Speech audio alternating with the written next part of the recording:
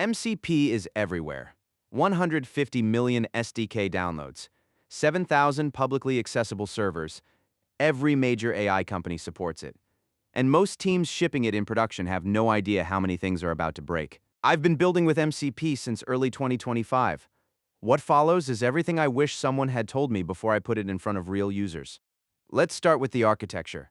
MCP uses a client-server host model with JSON RPC 2.0 over STDIO or HTTP with server-sent events. Your AI agent, the host, connects to MCP servers that expose tools, and the client handles the protocol layer in between. Simple on paper, messy in production. The first problem is latency. That double hop STDIO to your server, then HTTP plus SSE back to the client adds real overhead. At 10,000 RPC calls per second, you're looking at a 15 to 20% performance hit from JSON RPC alone. The new Streamable HTTP transport in the 2026 roadmap cuts this by up to 95%. But most deployments aren't using it yet. The second problem is security, and this one is ugly. OX Security found that the fundamental architecture of MCP allows remote code execution. A malicious server injects commands through tool descriptions. Your agent reads the description, executes the payload, and the attacker owns your system. Over 7,000 servers are publicly exposed with this flaw. Anthropic's response was that this represents a secure default. They're not patching the architecture. But it gets worse. 43% of tested implementations, according to Equixly's 2026 assessment, have command injection vulnerabilities. Tool poisoning, prompt injection through tool metadata, and STDIO execution model exploits are all documented attack vectors. If you're running MCP without input sanitization on tool descriptions, you're exposed right now. The third problem is authentication.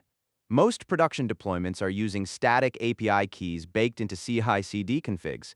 That's not security, that's a ticking time bomb. The 2026 roadmap pushes OAuth 2.0 with OIDC, which is the right direction, but adoption is still early. Until then, rotate your keys, use short-lived tokens, and never store credentials in environment variables that your MCP servers can read. The fourth problem is context window bloat.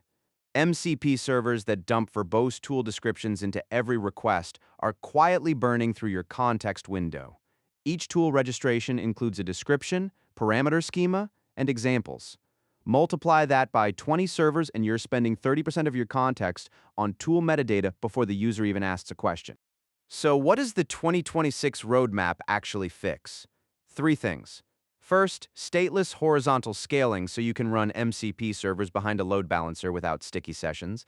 Second, audit trails for compliance, which is critical for enterprise adoption. And third, server cards, a well-known discovery mechanism that reduces initial connection latency by 30% in environments with 100 or more servers. Here's my recommendation if you're running MCP in production today. Audit every server connection for tool description injection, move to OAuth immediately.